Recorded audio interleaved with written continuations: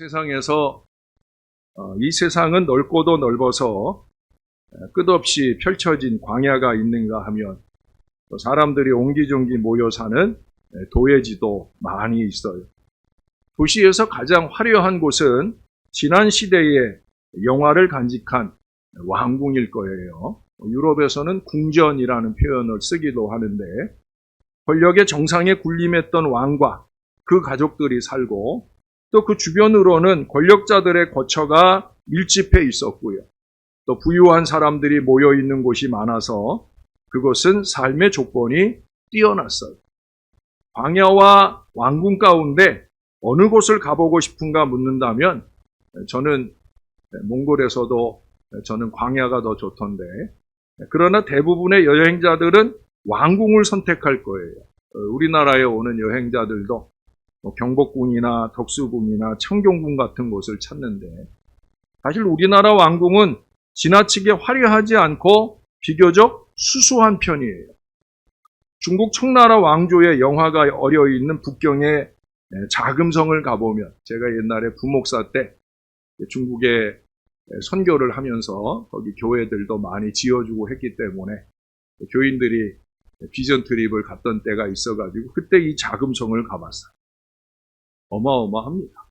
우리나라 왕궁하고는 달라요. 얼마나 규모가 방대한지 이게 한나절을 걸어가도 그 끝에 도달하기가 쉽지 않아요. 그런데 여러분, 아주 중요한 특징이 하나 있어요. 그 넓은 땅에 마음껏 크고 화려하게 치장하여 왕실의 위엄을 뽐내고 있는데, 그런데 신기한 거 한 가지가 뭐냐면 나무 한 그루 없어요. 잠깐 가서 그 그늘 밑에 쉴 만한 나무 한 그루 심어 있질 않아요. 왜 나무를 안 심은 줄 알아요? 혹여라도 자객들이 숨어 있을까 봐. 또 거기에 새들이 모여오잖아요. 나무가 있으면 새들이 깃들이는데 이 새들이 날아가면서 오물이라도 이렇게 떨어지면, 그러면 그 왕궁의 위엄을 손상시킬까 싶어서 나무를 심지 않았다 하는 그런 설명을 들었던 기억이 납니다. 서양의 궁전 가운데 지금까지도 호화로움으로 이름나 있는 곳이 프랑스의 베르사유 궁전입니다. 짐이 곧 국가다라고 하면서 오만의 극치를 보여주었던 루이 14세가 그 권력과 재력을 과시하려고 지은 그 궁전으로서 호화롭게 장식한 그 중심부에는 거울의 방이라든지 전쟁의 방이라든지 비너스의 방 등 아주 방마다 얼마나 화려한지, 프랑스식 최고의 걸작이라고 일컫는 곳은 사실은 그 방이 아니라 나무와 꽃들이 만발한 정원이 쫙 펼쳐져 있어요. 인간의 눈으로 볼 때 정말 대단하다 찬탄을 금하기 어렵습니다. 그런데 이상한 것은요, 왕궁을 둘러볼 때는 어떤 인생의 의미라든지 믿음에 관한 생각이 마음에 잘 떠오르지 않아요.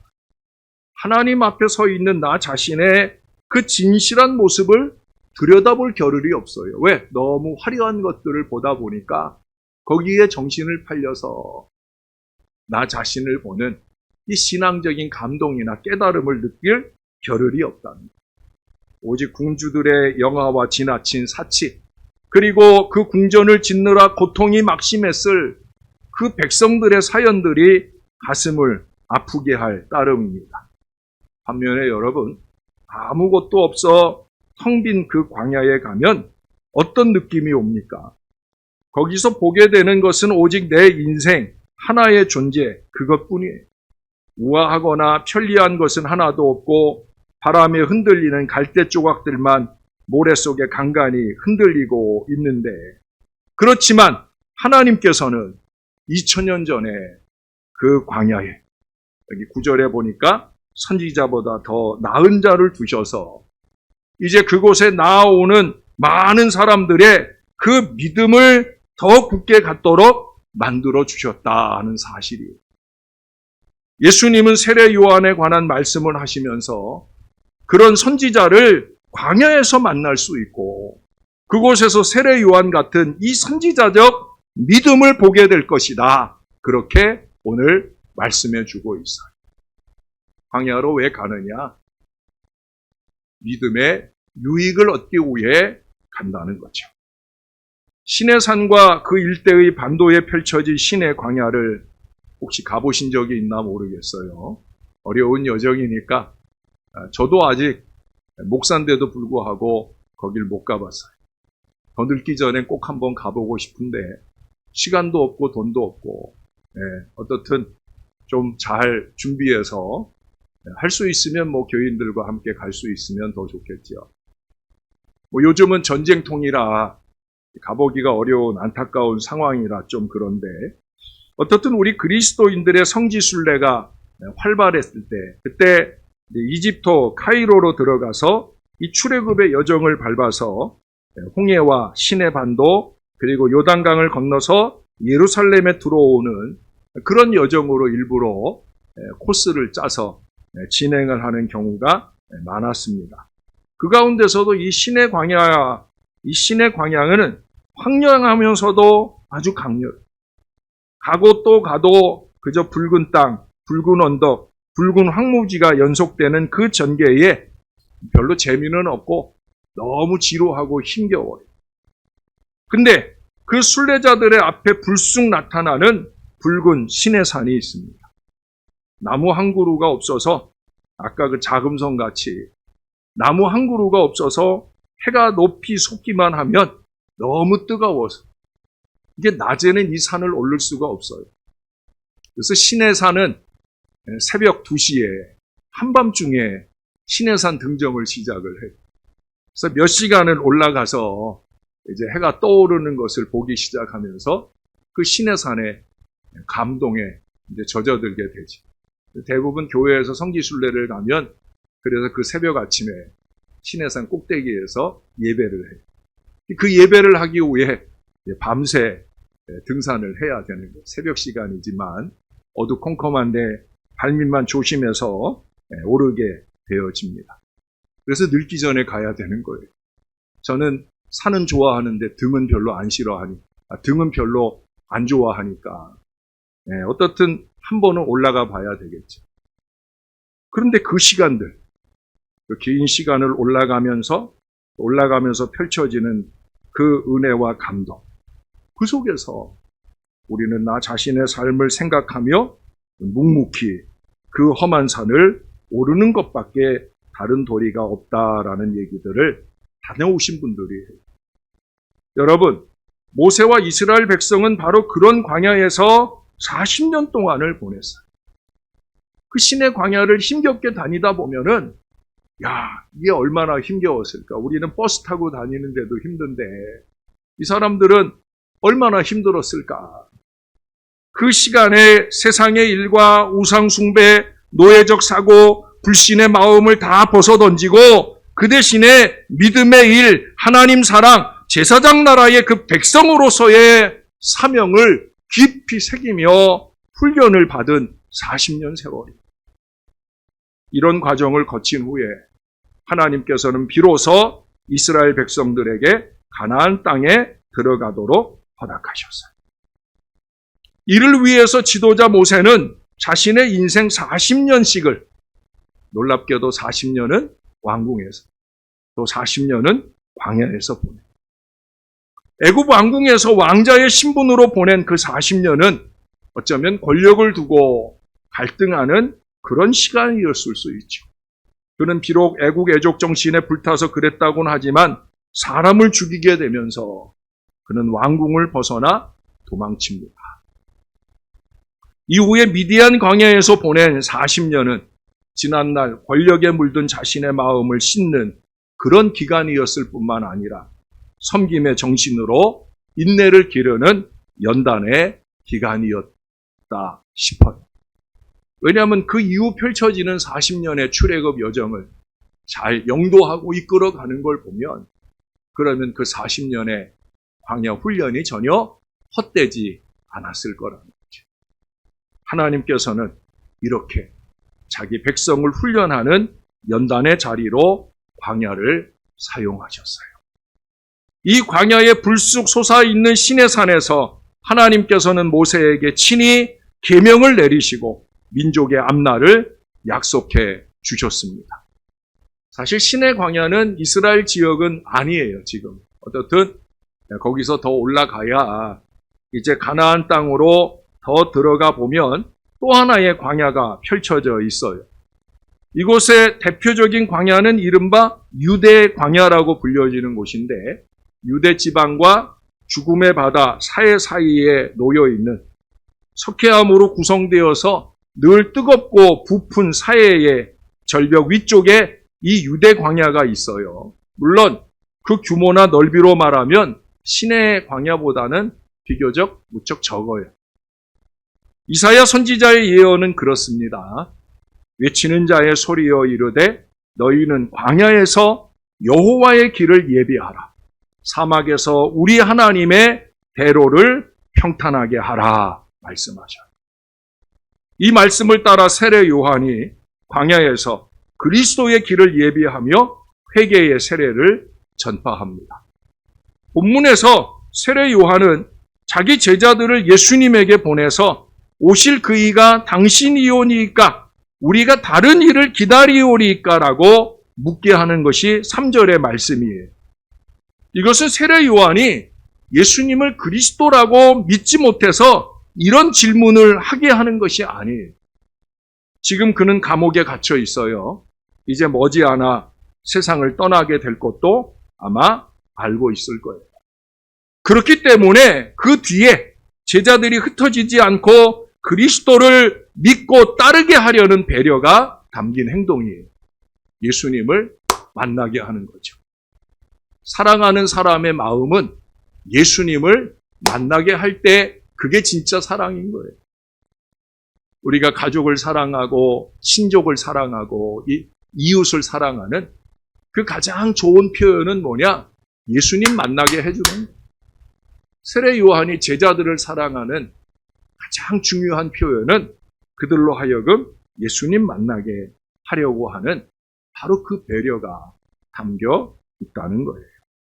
여기 오늘 11절에 보니까 예수님 그러셔요. 여자가 낳은 사람 중에 세례 요한보다 큰 사람이 일어남이 없도다. 이 말씀을 하시면서 요한이 선지자로서 지닌 그 우월성을 인정해 주고 계셔요. 여러분, 예수님께서도 광야로 가셨어요.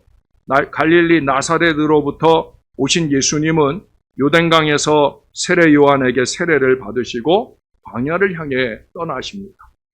마가복음 1장 12절에 보면 성령이 곧 예수를 광야로 몰아내신지라. 예수님께서 스스로 가신 게 아니라 성령에게 몰아냄을 당하셨다. 그게 아버지의 뜻이었다는 거죠. 주님은 이 유대 광야에서 들짐승들과 함께 계시면서 40일 동안 사단에게 시험을 받으셨어요. 하나님의 아들이시며 영원하신 왕궁이 가장 어울리는 분임에도 불구하고 일찍이 세상의 왕궁 대신에 광야를 선택하셨다는 거예요. 거기서 주님이 받으신 그 시험의 내용은 상징적으로 광야와 왕궁을 넘나드는 것이었어요.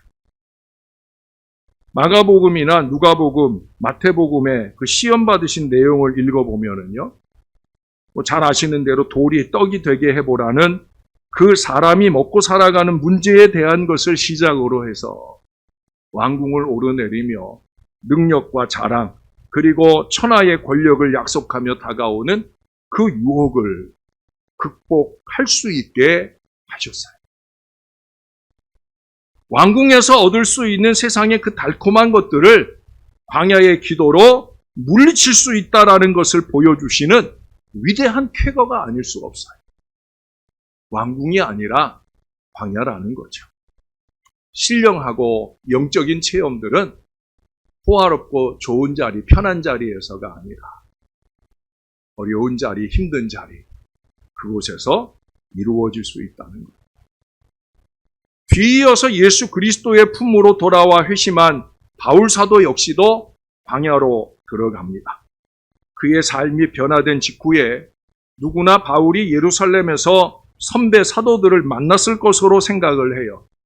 사도행전은 그렇게 연결해 놓기도 했어요. 그러나 갈라디아서 1장 17절의 말씀에 보면 그는 이러한 예상을 깨고 아라비아로 내려갑니다. 또 나보다 먼저 사도된 자들을 만나려고 예루살렘으로 가지 아니하고 아라비아로 갔다가 다시 다메섹으로 돌아갔노라. 아라비아에서 상당한 기간을 지나게 되어집니다. 사람보다 하나님의 뜻이 우선이고요. 하나님의 훈련에 그는 충실하게 임하게 되어집니다. 아라비아는 사막이 펼쳐져 있는 광야 지역입니다. 바울은 그곳에 내려가 그가 일평생 모실 예수 그리스도, 그리고 목숨을 바쳐야 할 선교의 큰 계획을 세웠을 것으로 보여집니다. 하나님께서 사람을 부르시면 거기 응답한 사람은 광야에 나아가 오랜 시간 동안 훈련받지 않으면 안 된다 하는 사실을 예수님 통해, 바울을 통해 이미 깨닫게 되어진다는 거죠. 바울은 그걸 아는 거예요. 차가운 기도굴의 기도원의 기도굴 바닥이 저에게는 광야입니다. 거기서 하나님은 저를 훈련하셨고 지금도 훈련하시고 그리고 말씀하셔요. 여러분, 광야를 좀 찾아가 보세요. 편하고 좋은 자리, 게으르고 나태한 자리에만 머물러 계시지 말고 힘겹고 어려운, 내가 제일 어려워하는 바로 그 광야에서 주님의 훈련에 한번 자신을 내어 던져보시면 좋을 것 같아요. 세상에서 큰 사람이 되기 위한 경쟁은 치열하다 못해 살벌한 지경에 이르렀어요. 어렸을 때부터 남과 다른 교육을 시작하여 소위 명문이라 일컫는 대학에 이르고 또 끝없는 싸움을 거쳐서 정계로, 권력기관으로, 재력의 중심지로 진입을 합니다. 이미 그 자리를 점거하고 있는 사람들과 밀어내고 버티는 그런 전쟁이 벌어지겠죠. 비열한 일들이 총동원되는 것이 오히려 당연하다고 여겨지는 그런 세상입니다. 수단과 방법을 가리지 않아요. 그런 것을 사용하지 못하는 쪽이 패배의 잔을 마실 수밖에 없는, 거기서 승자가 된 사람, 그는 과연 큰 사람이 맞겠습니까? 우리가 앞에서 살펴본 바와 같이 그리스도께서는 세례 요한을 흔히 큰 사람으로 인정을 해주셨어요. 제가 전에 이 본문을 가지고 여러분들에게 우리가 알고 있는 그 된 사람, 든 사람, 난 사람보다 그 이상의 큰 사람이 되어야 된다 하는 요지의 설교를 했던 적이 있어요.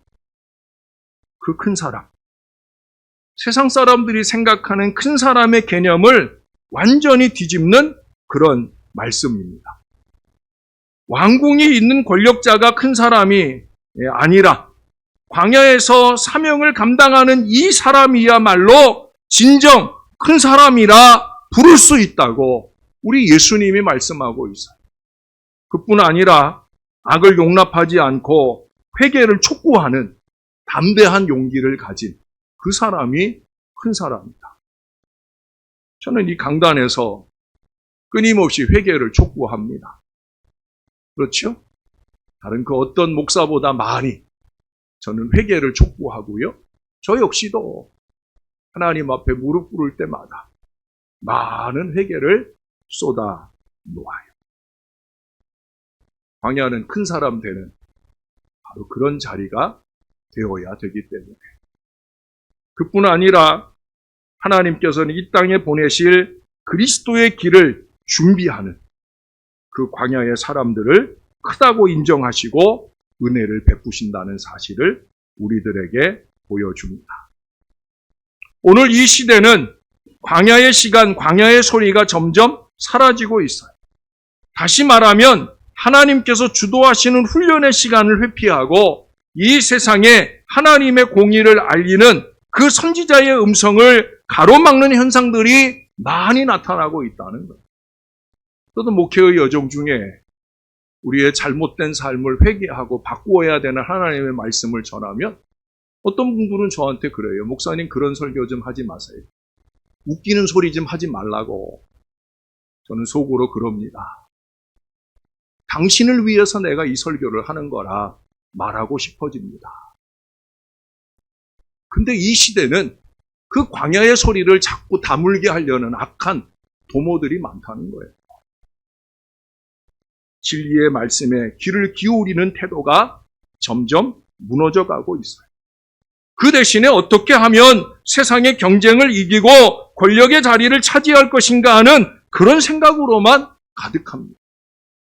여러분, 대림절이 깊어가는 이때 그리스도께 바라시는 큰 사람의 의미가 무엇인지를 깊이 성찰해 보아야 합니다.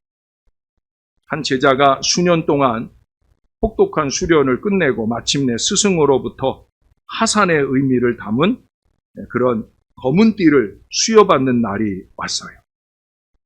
스승이 제자에게 말했습니다. 내가 이제 너에게 검은 띠를 메어주기 전에 한 가지 시험이 남아있다. 이 제자가 생각할 때는 아마 그동안 배운 것을 총정리하는 마지막 대련을 스승님과 하는가 보다. 그래서 스승님께 말했어요. 스승님, 시작하십시오. 라고 자신 있게 말했어요. 그러나 그 시험은 대련이 아니었어요. 스승은 한 가지 질문을 합니다. 얘야, 검은 띠의 진정한 의미가 무엇이겠냐? 어깨를 으쓱거리며 제자가 말합니다. 저의 수련 과정의 마침이며 스승님의 모든 무술을 전수받았다는 의미로 알고 있습니다. 스승은 침통한 얼굴로 너는 아직 검은 띠를 맬 자격이 없다. 내년에 다시 오너라 합니다. 1년이 지나고 나서 다시 또 스승이 제자에게 물어요. 검은 띠의 진정한 의미가 무엇이냐? 제자가 대답을 합니다. 스승님의 그 뛰어난 무술을 후학들에게 잘 전수하고 우리 무술을 널리 알려 우리 문파의 명예를 더욱 빛내라 하는 그런 의미라고 생각합니다. 스승은 한참을 말없이 기다렸어요. 스승은 아직 만족스러운 대답을 듣지 못한 거지요. 스승은 그 말도 좋지만 무엇인가 더 핵심 있는 말을 듣기를 원하였습니다마는 그 제자로부터 그 이상의 깨달음이 있는 말을 듣지 못했어요. 스승은 섭섭한 표정을 지으면서 미안한데 내년에 다시 와라 말합니다. 1년이 또 지나고 나서 스승이 제자에게 물어요. 검은 띠의 진정한 의미가 무엇이냐? 세 번째 물음만에 이 제자가 대답을 합니다. 예, 스승님. 검은 띠는 시작을 의미합니다.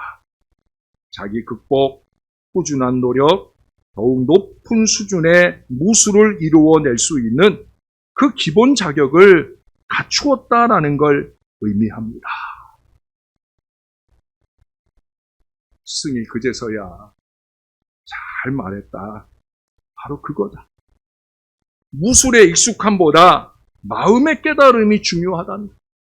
검은 띠는 마침이 아니라 시작할 수 있는 자격을 이제 겨우 얻었다는 것을 의미한다.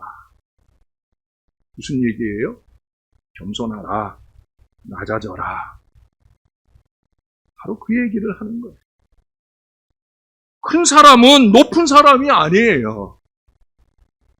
뭐 조그만 자리를 얻었다고 거기서 자리가 판답시고 목소리를 높인 게 아니란 말이죠. 큰 사람은 낮아지는 사람, 겸손한 사람이라는 얘기. 윌리엄 포크너는 말했어요. 당신의 선조들이나 동시대 사람들보다 더 앞서려고 노력할 필요가 없습니다.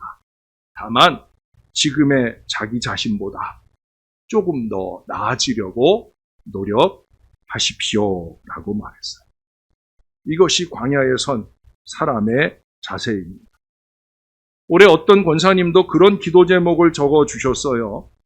날마다 조금씩이라도 나아지도록 노력하는 사람이 되게 해주세요라고 말씀하셨대요. 그래서 1년 동안 제가 열심히 그 기도를 해드리고 있어요.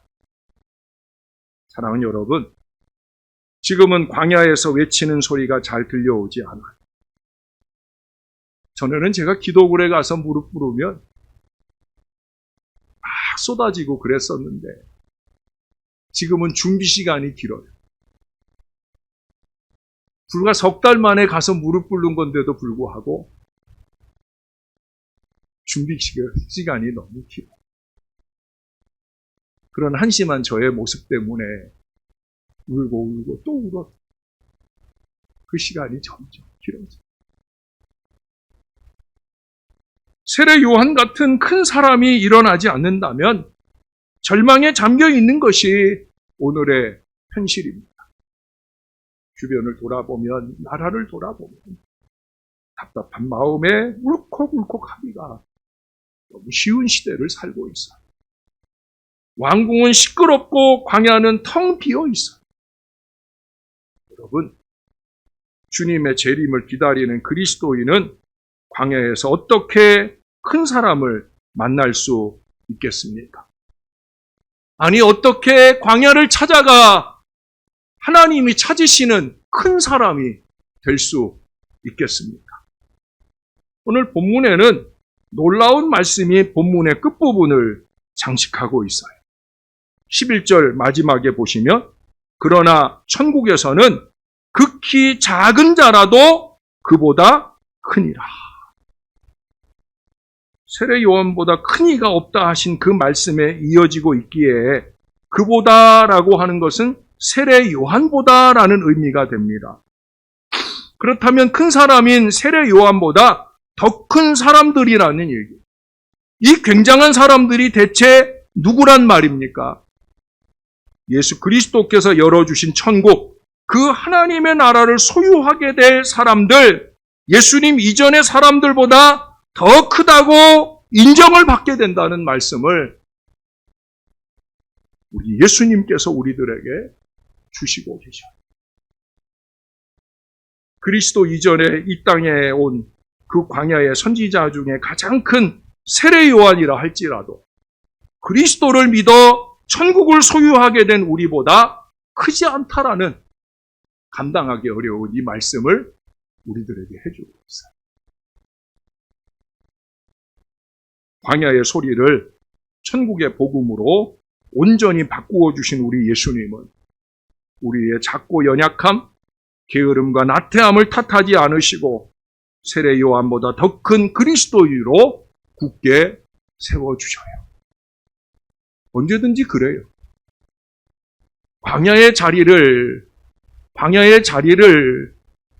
다시 만나기까지의 시간은 길지만 그래도 주님은 다시 그 광야에서 무릎 꿇은 저를 일으켜 세워주시는 은혜를 늘 주시더랍니다.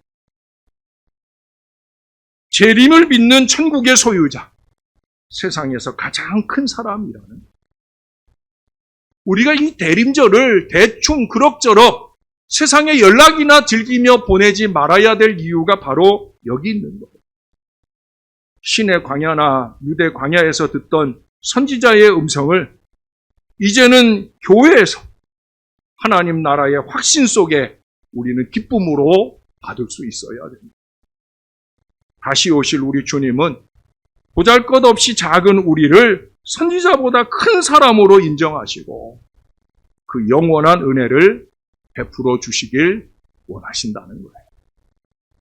사랑하는 여러분, 이 은혜 안에서 비록 광야 같은 이 힘겨운 여정이라도 나는 천국을 향해 가는 행복한 큰 사람, 행복한 나그네로라 하는 이 담대한 고백으로 그렇게 힘있게 나아가는 이런 대림절이 꼭 되시기를 광야에서 우리를 늘 기다려주시는 우리의 구주 예수님의 이름으로 간절히 축원합니다. 기도하겠습니다. 광야가 그리운 사람들이 되게 하여 주옵소서. 먹고 놀고 흥청거림이 좋아서 거기만 은혜가 있고 행복한 줄로 착각하는 그 어리석음으로 사는 사람들 되지 말게 하시고, 기꺼이 내가 두려워하는 자리, 가고 싶지 않은 자리, 힘겨워하는 자리, 그 광야를 찾아 들어가 그 광야에 계신 주님을 만나기 원하는 그 간절한 마음을 저와 이 모든 자녀들에게 허락하여 주시옵소서. 우리를 향해 주님의 은혜가 열리기까지 너무 시간이 많이 걸리는 사람들 되지 말게 하시고, 날마다 우리 영과 마음이 깨어나 언제나 주님의 은혜를 받아 담기에 잘 준비된 광야에선 큰 사람 될 수 있게 우리를 도와 주시옵소서.